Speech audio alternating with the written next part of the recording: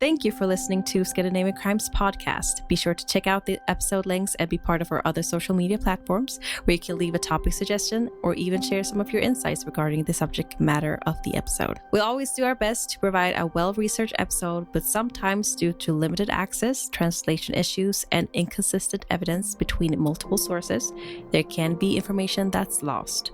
It is therefore good to do your own research and get a deeper understanding of a case of your own interest. So with that all said, let's start today's episode.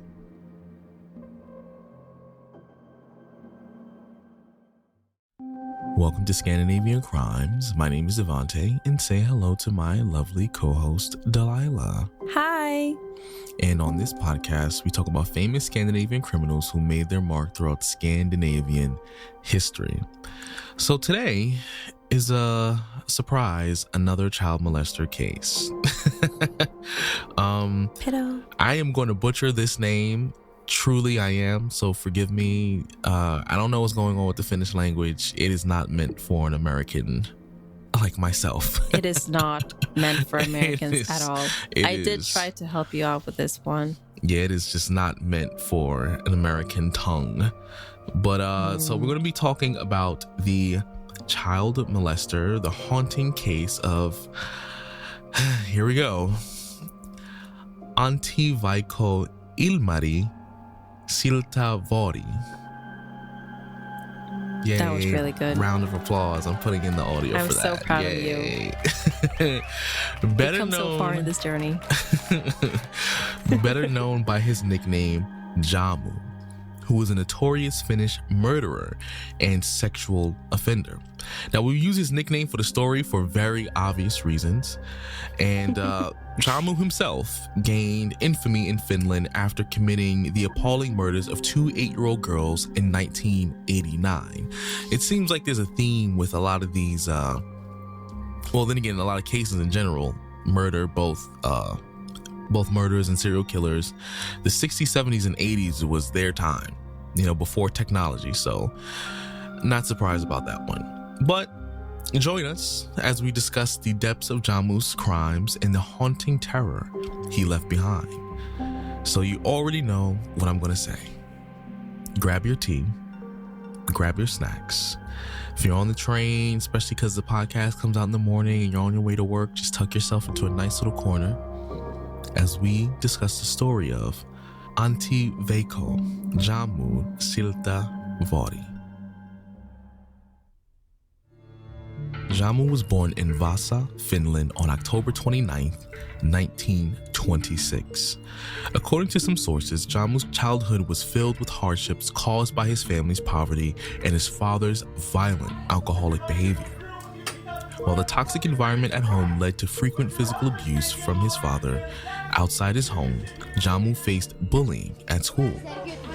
He was labeled a weasel by his classmates due to his dirty and smelly clothes, as well as appearance. This tumultuous upbringing paved the way for Jammu's criminal life, which began in his early 20s.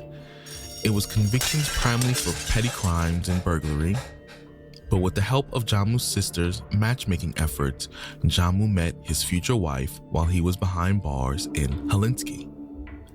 The wife, a mother with previous failed relationships, found herself drawn to Jammu, and the pair tied the knot in the early 1950s. Initially, their union showed promise as Jammu became sober and had great fondness for his wife's daughter. Welcoming a child of their own, the couple settled in a villa in Vihti, 50 kilometers from Helsinki.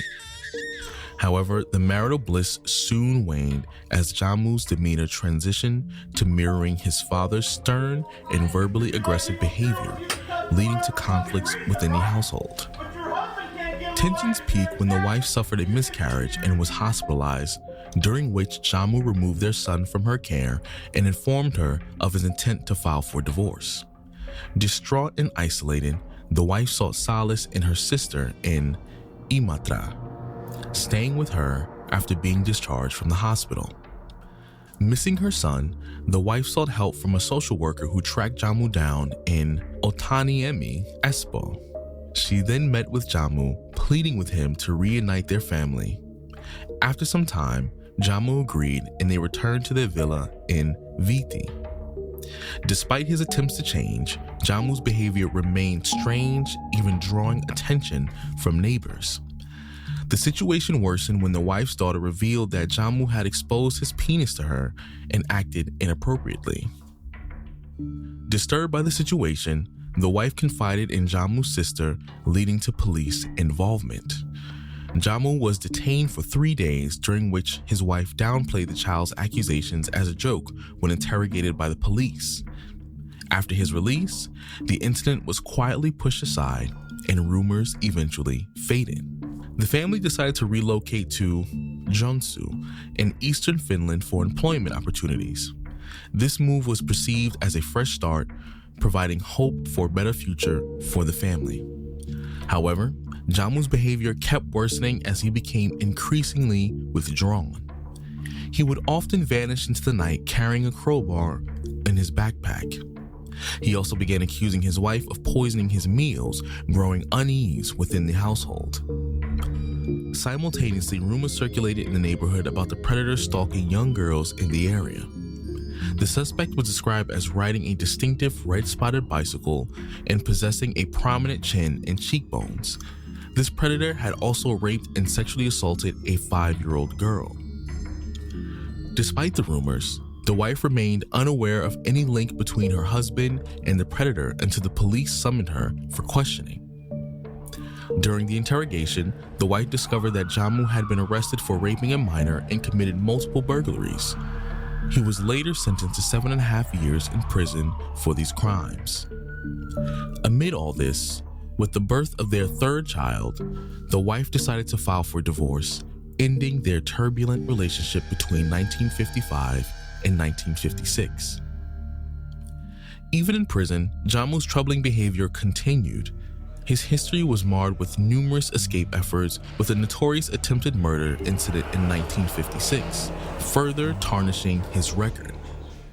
In Turku Central Prison, Jammu sought a meeting with the vice director to discuss his case. During the meeting, the director noticed Jammu's unease and ordered the head guard to search him. It revealed that Jammu had a knife concealed beneath his belt, and in a violent outburst, Jammu stabbed both the director and the head guard.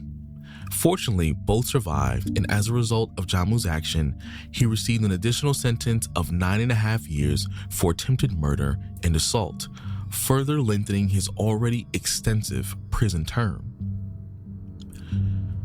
Shortly after the assault, he was granted parole, and our trail of Jammu's life goes cold in the latter part of the 1960s.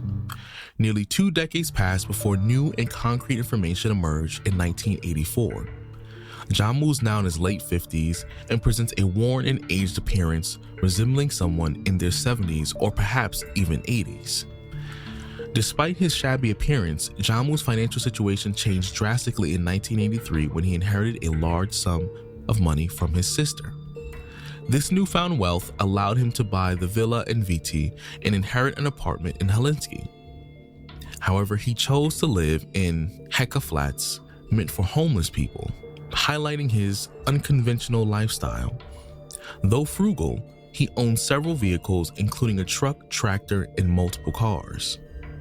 Approximately around 1984/1985, he faced charges for the persistent abuse of 10 to 12-year-old girls. Jammu was hosting gatherings for children and teenagers where he provided and sold items such as chocolate, beverages, alcohol, and prescription drugs. Some of these children were subjected to sexual abuse as a form of payment for these goods. Despite denying any wrongdoing, he was handed yet another prison sentence, which was unfortunately not long enough. His next victims are what made Jammu's case well known throughout the whole country and made him the most hated criminal in Finnish history. On March 3, 1989, in Miliputo, a neighborhood in Helsinki, Jammu lured 2 8-year-old girls, Päivi Maria Hopiavuori and Tanja Johanna Pirinen, into his car from their backyard. 2 girls, close friends from the same neighborhood, were raised by single mothers who kept them under strict supervision, ensuring they followed early curfews appropriate for their age. Around 7 p.m., they ventured out to the yard. Their innocent playtime took an unexpected turn when Jammu approached them for a conversation. He likely appeared as a harmless elderly man, engaging with girls with friendly conversation about shared interests. Gradually, he lured them into his car, possibly using treats like money, chocolate, or soda as bait. That Friday, at 22:46, Päivi's mother contacted the authorities after realizing the girls were missing. Despite her and her friends' efforts to search for the neighborhood, they couldn't find the children. The police quickly launched an extensive search operation, deploying multiple patrols, canine units, and helicopters. Taxi service, the traffic department, radio stations, and TV networks were also alerted. By Saturday morning, every resident in the area had been interviewed and searches extended to nearby off-road areas. By Saturday morning, off-road searches yielded no results, prompting the criminal police to take over the case, as missing persons investigations fell within their purview. With no leads, a breakthrough came that evening when a local resident of Milipuru reported seeing the girls with a short elderly man wearing a beret around 2020, the time 2020, on the night they disappeared. However, despite reviewing photos of potential perpetrators at the police station, the witness couldn't identify the man. As Sunday unfolded, a new tip was reported in, providing additional details to the authorities. This information complemented the early witness report, but also mentioned an old car linked to the elderly man. Then on Sunday afternoon, a new witness was able to identify the old man as Jammu. The witness also knew of Jammu's disturbing past as a known child molester. The tips carried significant weight, leading the police to obtain search warrants for Jammu's residence. When the police arrived unannounced, Jammu was found seated on the couch wearing rubber boots. He was slightly surprised but remarkably composed. As the police searched the apartment, they noticed oddities like a large collection of children's movies and nearly 300 chocolate bars in the refrigerator. Jammu explained that the reason for having children's movies was due to his general love for films. He also claimed that the larger quantity of chocolate was from a previous habit, as he had to eat a lot of chocolate frequently but stopped after developing diabetes. He also claimed that the large quantity of chocolate was from a previous habit, as he used to eat chocolate frequently but had to stop after developing diabetes. During a detailed search, Sergeant Jako Rinanpe found a knife hidden horizontally and a canister of gas spray under him on the couch. Due to these concerning discoveries, it was decided to transport Jammu to Pasila police station for further questioning. The police also examined Jammu's vehicle, focusing specifically on his gray Ford Granada. When asked for the keys of the cars, he handed over the keys to his truck and tractor, but conveniently forgot the Ford Granada's keys. As Sergeant Jako prepared to drive the car to Pasila police station for further examination, he decided to inspect the trunk first. Upon opening it, a strong odor of burned substance filled the air. Inside, he found canisters, a shovel, and a roll containing charred remains.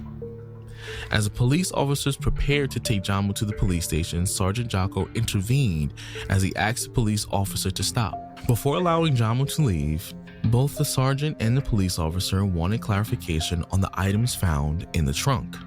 Now, this is a direct quote for the interrogation protocol, so it's a very short conversation, but just so you can have a better understanding of what happened in that moment. The police officer asked Jammu, quote, "What is this?" Jammu replied ominously, quote, "Meat." The officer then asked, quote, "Are the girls here?" Question mark.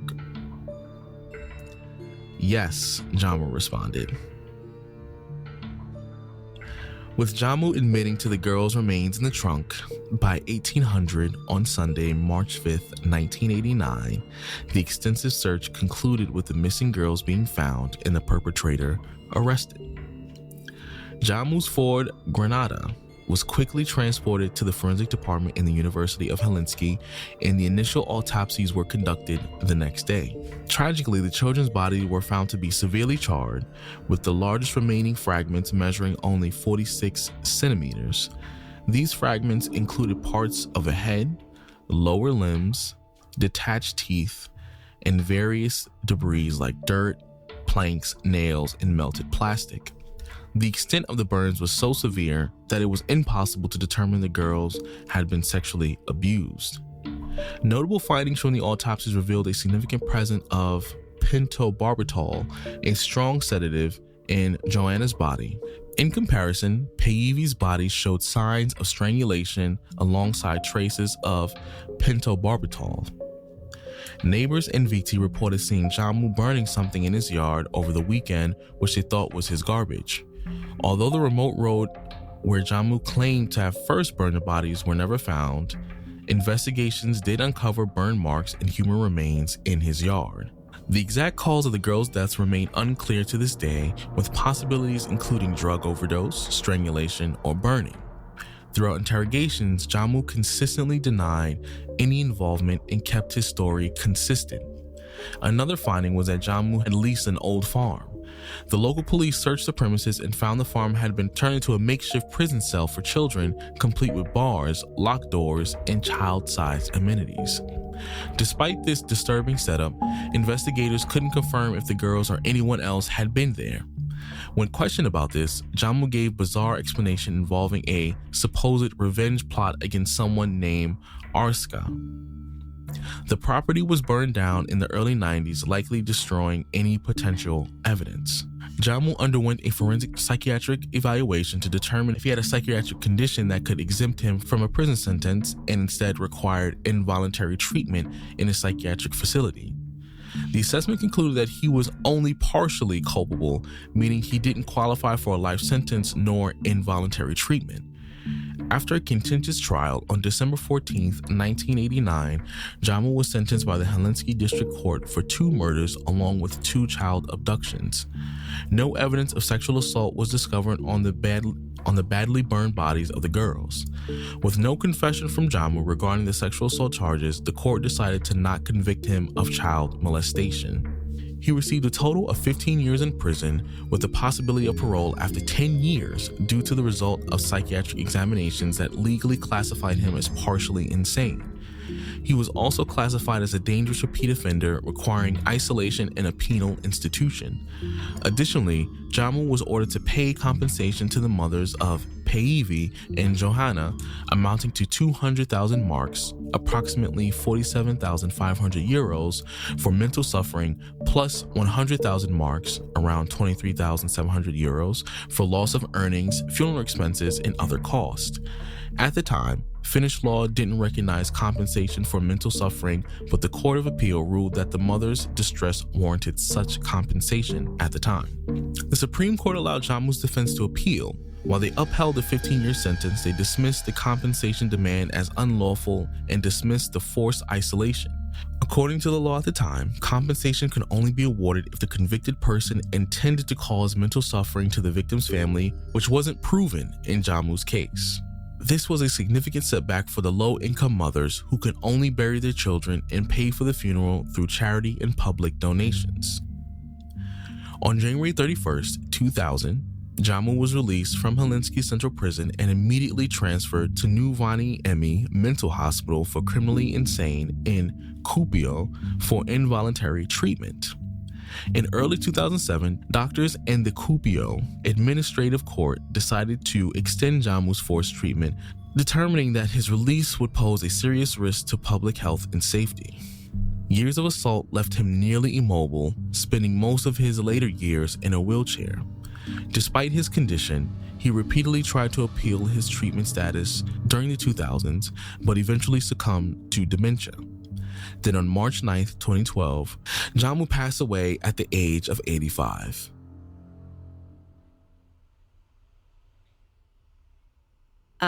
Let's go to the discussion. So I would like to start with, because there's a lot of information I stumbled upon with his background, to just get a deeper understanding of why he ended up being what he became. And, you know, obviously you guys already know, troubled childhoods oftentimes, and also with a lot of abuse and abusive, unstable households, lead to a very, it creates some, oftentimes, based on research, criminals. And he ended up becoming one quite early. So it wasn't really a surprise after. Like, it is quite hard to find that, like, his childhood, like, a lot of information from his childhood. But as you could tell, there's a lot of information after his 20s. Like, there's a lot of it. And, you know, I think because they already put him in jail and in prison and stuff like that quite often in his younger days, I believe they should have already back then put him in a mental hospital, because he was repeating offenses a lot and also attempting to escape from prison a lot. So, like, I know it's in the 80s. I know they're afraid to do all that, whatever. I just feel like they could have stopped a lot of it earlier. Because he became quite famous just because of, like, the abductions he did and, you know, about these 2 children. He wasn't really that super famous. He was known by the police, but his cases wasn't really a huge thing until, like, in Finland in general, maybe in their neighborhood, but not in Finland until later, until the abductions of the children. You stopped so abruptly. Like, he was like... Because you were like, yeah, I felt like you wanted to say something. I was like, oh, let's listen to Professor Johnson. I'm so done. It's mostly for me, it's just, I will always say this.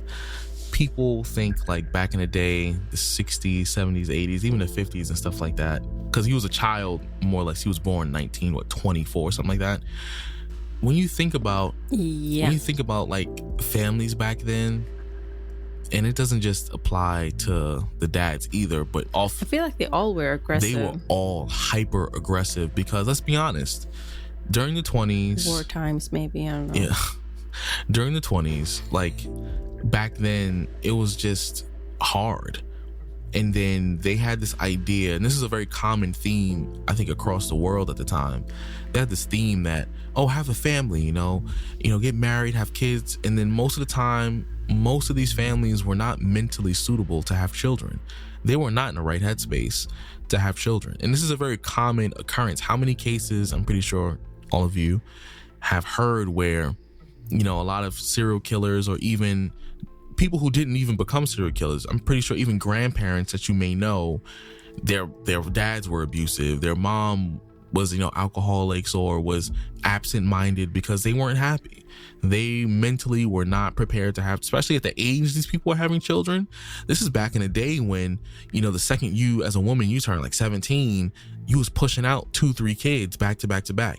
And then you was with a man who was like in his 20s, and he hated his job and had to work 50 million hours at the factory. And how many times have we heard stuff like that? So it was not a good time to be a parent nor a child back in those days. And it was very prevalent because it created very aggressive people. Like, a lot of these serial killers who were born back then, like, this is a byproduct of environment. Even some of the people we know today who were raised by some of these people who they themselves were victims by their parents, they're not good. Not all of them, but there are a lot of people out there who are just not good people because of how their family treated them due to times like this. So it just shows, like, you know, hey, if you're not ready to have children, don't have children. You know, don't be that parent where you want to take out your aggression on your child, because then you're increasing the chances of them, unfortunately, you know, taking out their aggression on the world and causing mental health issues, and then the cycle starts anew. So I just wanted to comment on that. Or become worse. Yeah, I just wanted to comment on that. I also want to know that we're talking about families. I actually wanted to talk about Jammu's ex-wife. So, you know, before you all judge her and, like, you know, be like, oh, why did she suspect anything? Why is she stay with him for so long? Why is she endangering her daughter? Blah, blah, blah. Let me just, like, say something about that. So, as you said before, Devante, this was in the 1950s. Being a single mother with one daughter already from a previous relationship was already, like, deemed a disgrace. Mm-hmm. So she didn't really have a lot of options. And that also she was going in and out between different relationships. And already there you can see that, you know, she was not being with the best options of men available. Yeah. And probably she could have dealt with a lot of mental issues. She did deal with miscarriage and his abuse. And you know what happened with the daughter, him being in jail and stuff like that. So there's a lot of things that, like, I feel like she wasn't really in a good mental state either. But I think that, you know, being a single mother with a young child, it's not really easy during those times. They're very dependent on having a man to support. Yeah. So I feel like maybe she felt that, like, it would be a security and economy wise, or like stability in some way to be with him. And luckily she realized that was not the case, and she divorced him. And she left, like, even though obviously people would be like, oh, she could have left sooner, she still left at prime time. The second the police was like, so your husband was arrested, she was like, bet. And she left. She didn't even double back. She left. And I was like, all right, cool, respect.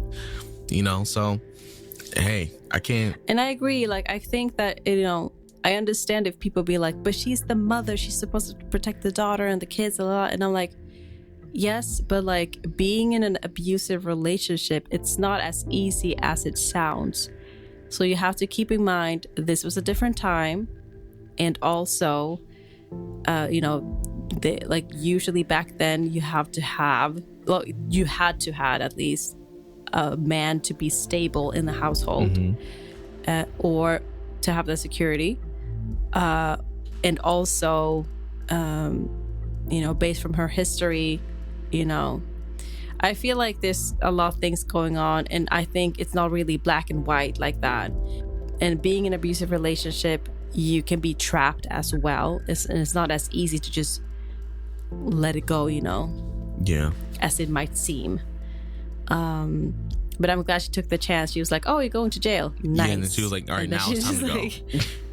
Now it's time to go. And I'm glad that she did that.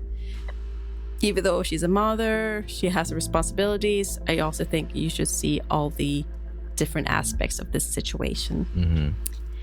So yeah, I also wanted to say that, like, you know, the 20-year gap that happened,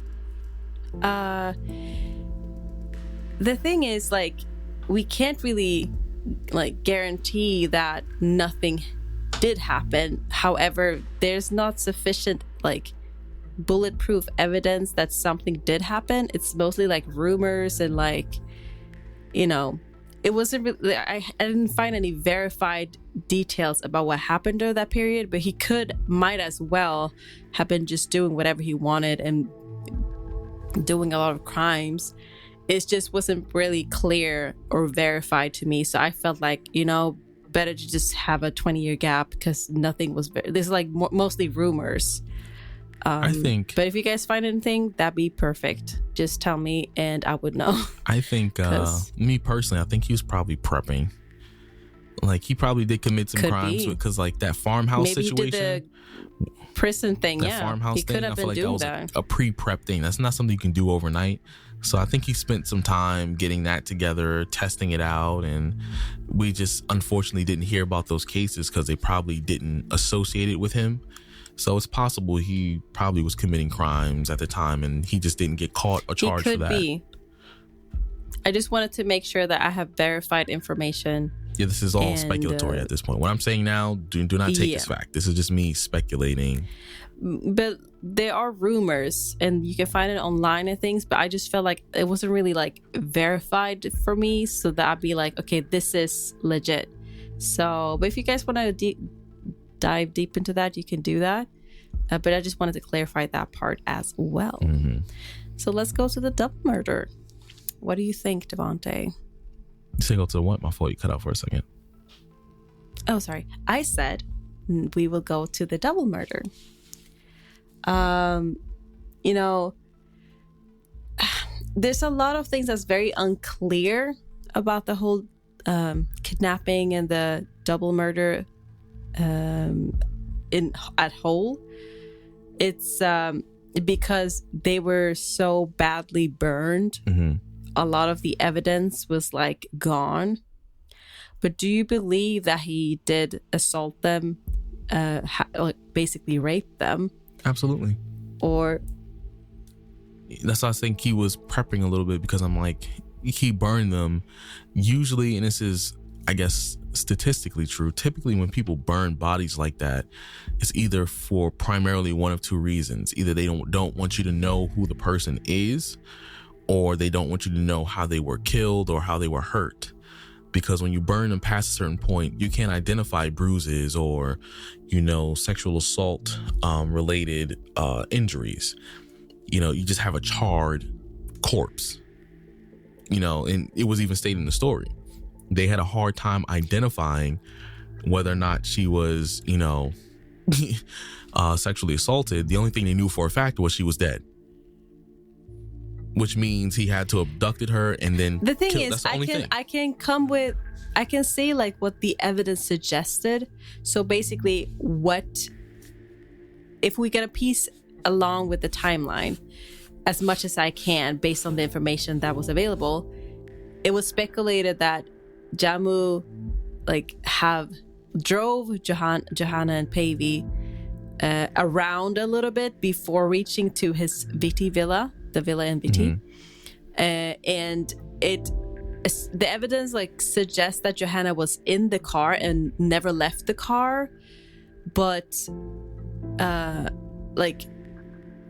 apparently Päivi left and went inside the house. There are also indications that the girls had drank some unknown substance, obviously the sedative. And also there were fibers from Päivi's clothes that was found in the house, or several chairs in the house and the bed. And that was basically it. And I found one source that said that Päivi's fibers from her clothes were found in Jammu's underwear. However, because there was only one source, I feel like I couldn't really put it in the story. But this might be, I think this is a very important fact. And I think that if court didn't feel like that was proof enough, I guess that's that, Yeah, it's just one of those situations where I know for a fact this was very intentional. If I was a judge and I was like, oh, fibers was in the house, in the bed, in the underwear, in his underwear, I would have been like, okay, Yeah, it's one of those situations where this was planned out better than pretty much all the other crimes he committed. So, like I said, this was something that he probably spent time trying to figure out to some level, testing out. Definitely. Because the fact that he technically didn't even get a life sentence, even though he wasn't in jail he wasn't on the street, he still wasn't in jail, which means the possibility of him being able to come out at the time was still very much possible, even though we know in the future now that he died, because we're already past it. It's just the fact that at the time it was possible that they could have just been like, you know what, he's able to go, and then he could have been out on the street again. So this is a very sad case, unfortunately, and it's really disappointing too that the mothers had to deal with that. They were single moms, and they were. And honestly, I feel like this could have been avoided if they took him seriously, way back. His background was filled with criminal activities, and also he was already raping another child when he was together with a wife. So I just feel like, how could they have not taken this more seriously? He was in prison, and then he was going in and back and forth with in prison as well. I just felt like this could have been avoided. I agree. But on a positive note, this actually marked a turning point in Finland, and it did change the law, and they changed a lot regarding pedophiles in the 1990s. So, I guess, sadly, it takes a high-profile tragedy to kind of hurry up the law process, but eventually, they were able to make these legal reforms because of it. I find it funny how he was like, oh yeah, the notes, you don't have to cover everything, and you literally covered everything. No, I didn't. You did. No, I skipped to this part. I summarized this part a lot. You just summarized it, but you still covered it. I barely covered it.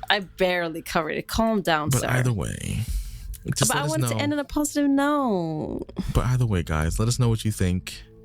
And as usual, let's end the episode on a positive note. Any foods or anything like that? Spaghetti.